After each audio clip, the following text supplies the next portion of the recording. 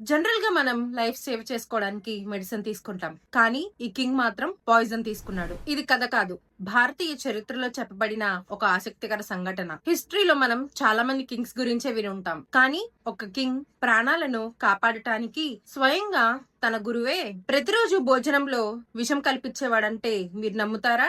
అవును, ఇంట్రెస్టింగ్ కదా. ఇలాంటి టాపిక్స్ గురించి తెలుసుకోవాలనుకుంటే కొంచెం మన ఛానల్ ని సబ్స్క్రైబ్ చేసుకోండి, మిస్ అవ్వకుండా ఉంటారు. మౌర్య సామ్రాజ్య స్థాపకుడు చంద్రగుప్త మౌర్యుడి విషయంలో ఇదే జరిగింది. దీని వెనుక ఉన్న మాస్టర్ మైండ్ ఎవరో తెలుసా?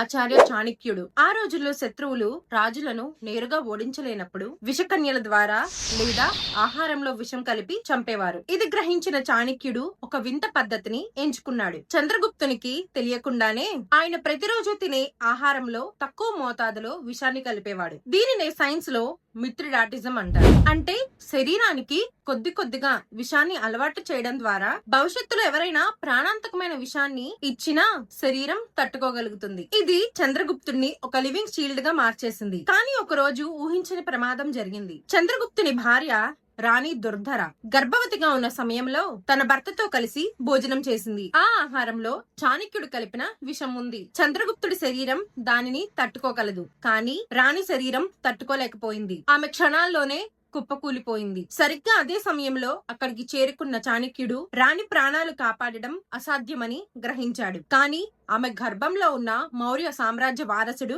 ప్రాణాలతో ఉండాలి. ఏమాత్రం ఆలస్యం చేయకుండా చాణక్యుడు తన కత్తితో రాణి కడుపు కోసి బిడ్డను బయటకు తీశాడు. దీనినే ప్రపంచంలోని తొలి సిజరైన్ ప్రక్రియగా కొందరు అభివర్ణిస్తారు. అయితే అప్పటికే విష ప్రభావం వలన ఆ శిశువు నుదుటి మీద ఒక నీలి రంగు చుక్క పడింది. అంటే పాయిజన్ డ్రాప్ అన్నమాట. అందుకే ఆ బిడ్డకు బిందుసారుడు అని పేరు పెట్టారు. బిందు అంటే డ్రాప్. బిందుసారుడు పెరిగి పెద్దయ్యాక తన తల్లి మరణానికి చాణక్యుడే కారణమని తెలిసి ఆయనపై కోపం పెంచుకున్నాడని కూడా కొన్ని కథనాలున్నాయి. కానీ చాణక్యుడు ఆ క్రూరమైన నిర్ణయాన్ని ఆ రోజు తీసుకోకపోయి ఉంటే మౌర్య సామ్రాజ్యానికి వారసుడే ఉండేవాడు కాదు. రాజ్య రక్షణ కోసం చాణక్యుడు ఎంతటి కఠిన నిర్ణయానికైనా వెనకాడేవాడు కాదని దీనిని బట్టి మనకు అర్థమవుతుంది. ఇలాంటి historic stories, scientific facts and interesting topics గురించి తెలుసుకోవాలనుకుంటే మన ఛానల్ ని సబ్స్క్రైబ్ చేసుకోండి.